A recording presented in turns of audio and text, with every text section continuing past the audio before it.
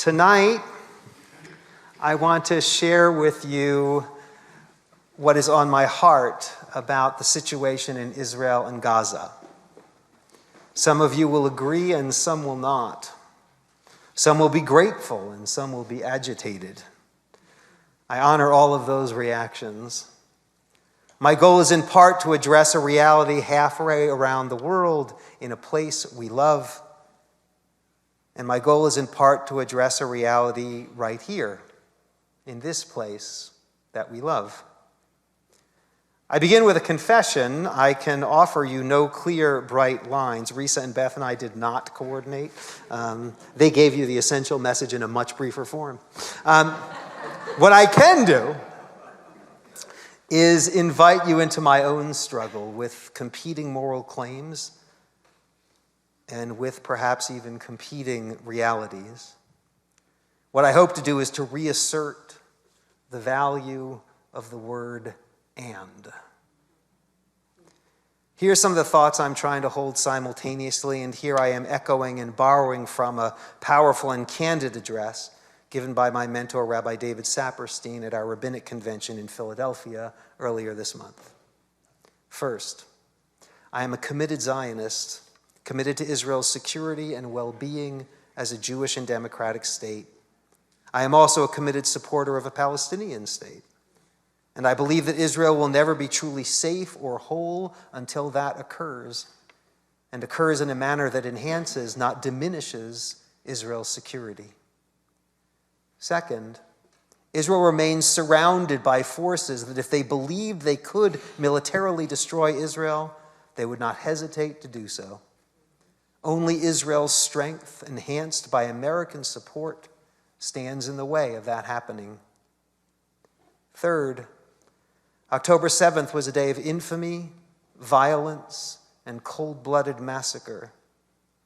1,200 killed, over 7,000 wounded, 253 hostages taken, 130 remaining in captivity, 34 of those now confirmed dead.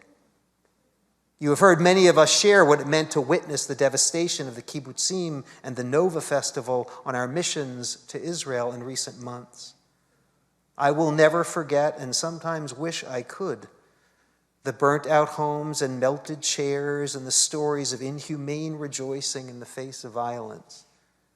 To me, that means that the effort to radically disable Hamas's capabilities, sufficiently to prevent it from repeating such attacks in the foreseeable future, is a just war.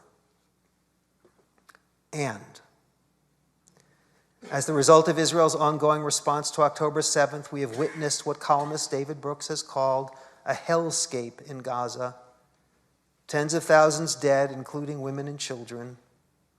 The alarming numbers of humanitarian workers and journalists who have perished. Bombed out neighborhoods, hospitals, schools, the devastation of hunger and disease. The phrase humanitarian crisis seems far too sterile for what we know is happening on the ground. For me, and maybe for you, to tell that truth is not to be disloyal to Israel, a place that I love. It is to be true to Israel and true to myself. The events on the ground challenge us to rescue certain values from the realm of cliché. We regularly recite our tradition's teaching that every human being is created in God's image. I, like you, hold in my heart every victim of Hamas's brutality, every hostage whose freedom we fight for unstintingly, every IDF soldier dead or wounded. These are our people, our family.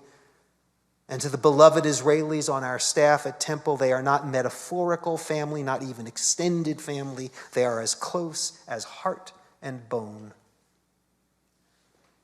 And, as Rabbi Saperstein reminds us, there is a corollary obvious truth we must not forget. Every Palestinian child, every mother, every father, every grandparent that has died, as a combined result of Hamas's culpability and Israel's bombings, is also created in the image of the divine. The 1.8 million Gazans displaced on the cusp of starvation and disease, all the ones walking a tightrope of survival.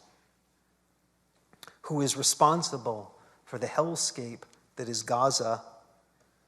Surely Hamas comes first. Perpetrators of the horrific attacks on October 7th, perpetrators of the kidnappings, the ones who build hundreds of miles of tunnels under hospitals and schools and achieve diabolical strategic benefit by treating civilians as human shields placed directly in harm's way. And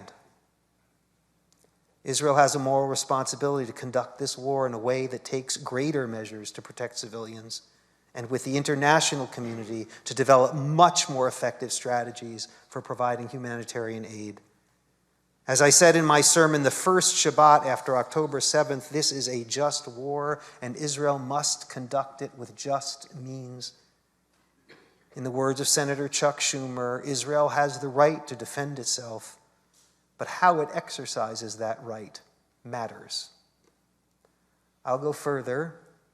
I actually think Israel has a responsibility to provide hope in a dark time, to recognize the effect of anti-democratic forces in government and the danger of reckless policies and permissiveness in the settlements in the West Bank, to recognize that one way or another there will be a day after this war, and Israel should refrain from actions that unnecessarily make the day after even harder, sowing salt in the fields of hope.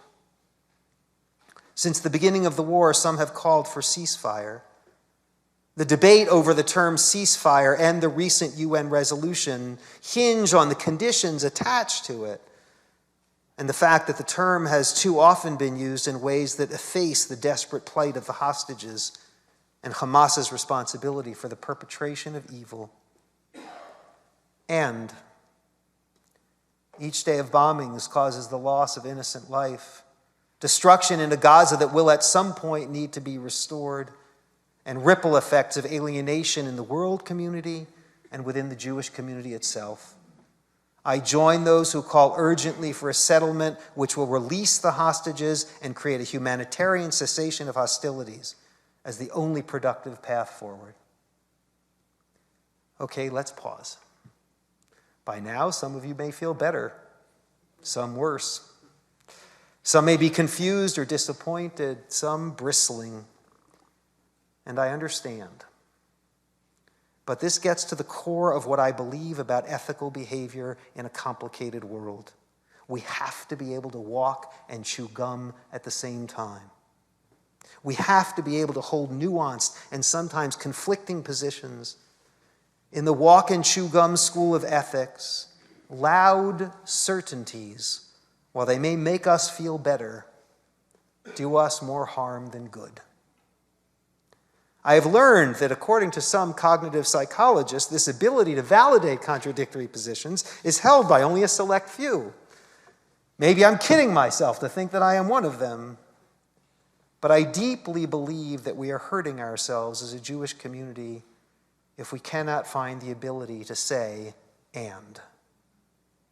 If we cannot speak aloud of the suffering of Israelis and Palestinians, the moral responsibility of Israelis and Palestinians, the abuse of power by the governments of Israelis and Palestinians, the fundamental humanity and right to a stable future for both Israelis and Palestinians. The Jewish community includes voices that vehemently disagree with what I have just said, that might find it cowardly or even traitorous.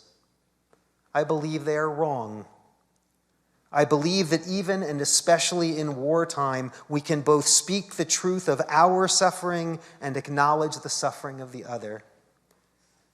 And here at Temple, we need to be a safe and brave space for diverse views to be offered, from right, left, center, and everywhere in between, without anyone feeling squelched or silenced or canceled for their opinions. Revering the Israeli flag should not make someone feel uncomfortable here. Unease or vigorous opposition to the policies of a given Israeli government should not make someone a Jewish pariah. As a matter of principle and of pragmatism, because if we limit ourselves to too narrow a political band of acceptability, we risk losing a whole lot of Jews under the age of 35. We need to be a place where people feel accepted in their confusion, in their uncertainty, and in their certainty too. We certainly have the freedom and the right to consider someone who disagrees with us to be dead wrong. We do not have the right to consider them dead to our community. At the beginning of this week's Torah portion, just a few verses before the verse that Rabbi Herzog Cohen quoted, in chapter 6, verse 2 of Leviticus, we find this strange locution.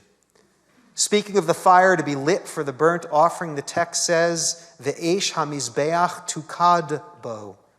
Usually translated as the fire of the altar should be kept going on it.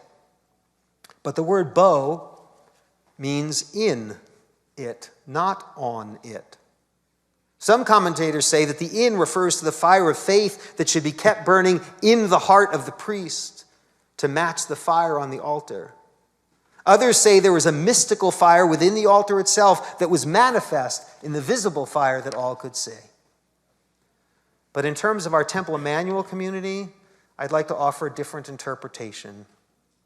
We need to make sure that people feel that the fire of personal commitment or moral passion does not have to remain inside their hearts or hidden away somewhere.